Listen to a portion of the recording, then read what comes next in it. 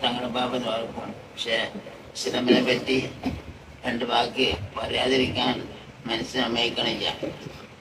അത്രയും പന്തുള്ള ആളായിരുന്നു. ഉസ്താദന്മാര് വെച്ചാൽ വലിയൊരു കാര്യം. ഒരാഴ്ചയിൽ ഒരിക്കൽ തന്നെയെങ്കിലും കോളേജിൽ കാണാൻ വരാതിരിക്കുകയും ചെയ്യണം. അങ്ങനത്തെ ഒരാളായിരുന്നു. പിന്നെ പെരുന്നാള് കഴിഞ്ഞാല് വൈകുന്നേരം ശരീരം വരും. എത്ര ബന്ധമായിട്ട് അങ്ങനത്തെ ഒരാളാണ്. മരിച്ചിന്റെ തലേന്നും വന്നിരുന്നു കോളേജിൽ. അവന്റെ ദർജ ഏറ്റി കൊടുക്കട്ടെ. അവന്റെ മക്കളൊക്കെ അള്ളാഹു തആല ഏറ്റെടുക്കട്ടെ.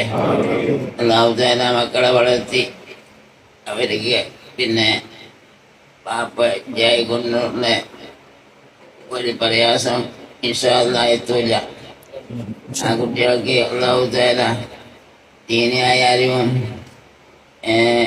ലൗകികമായ അറിവ് എല്ലാം കൊടുത്ത് കുട്ടികളെ മാന്യന്മാരാക്കി അള്ളാഹു തആല ഉയർത്തട്ടെ. ഈ വീട്ടില് ഒരു ബർക്കത്തിന്റെ നിയമത്തിന് വീടായിട്ട് അള്ളാഹു തആല നിലനിർത്തട്ടെ. ചെറിയ വീടാണെങ്കിലും വലിയ വീടിന്റെ ഒരു ഉപകാരം ഈ വീട് കൊണ്ട് അള്ളാഹു തആല കുട്ടികൾക്ക് കൊടുക്കട്ടെ. അള്ളാഹു സുബ്ഹാനഹു വ തആല ആസിമിന്റെ ഖബറ് സ്വർഗ്ഗത്തോപ്പാക്കി കൊടുക്കുമെന്നാണ് നമ്മുടെ വിശ്വാസം. ഷഹാദത്ത് തന്നെ അവന്റെ മരണം.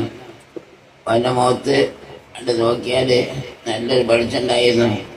അൽഹംദുലില്ലാഹ് ഒരു മുഅ്മിനായി മനുഷ്യന്റെ ലക്ഷണങ്ങളെല്ലാം അവനുണ്ടായിരുന്നു.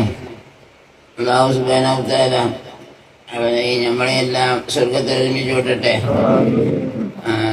പിന്നെ ഇനി അവന്റെ സ്വന്തക്കാര് ഇത് ബാക്കിയുണ്ട്, എളാപ്പന് ബാക്കിയുണ്ട്, അഹ്മദ് മൈദി മുസ്ലിയാർ ബാക്കിയുണ്ട്.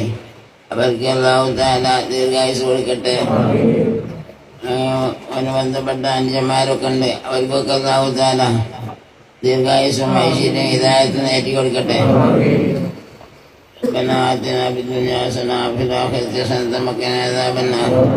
മഹാനായ സയ്യിദവറുകള് ദൂരം പോയിട്ട് ആ സ്ഥലത്ത് തന്നെ ഇങ്ങനെ ഈ വിഷയം പറഞ്ഞുകൊണ്ടിരുന്നേ. അപ്പൊ തങ്ങളെ മനസ്സിലൊക്കെ അവനുണ്ട്. അപ്പൊ ഏതെങ്കിലും പരാജയപ്പെടില്ല ഇൻഷാ അല്ലാഹ്. തങ്ങൾക്ക് അല്ലാഹു തആല ദീർഘായുസ് കൊടുക്കട്ടെ. തങ്ങളുടെ സ്ഥാപനങ്ങളൊക്കെ ഉയർന്ന് ഇനി തീരും കൂടുതലായിട്ട് വരുന്ന അല്ലാഹു തആല കാട്ടിത്തരട്ടെ. തങ്ങൾക്ക് എല്ലാ ആഫിയത്തും ദീർഘായുസും അല്ലാഹു തആല കൊടുക്കട്ടെ.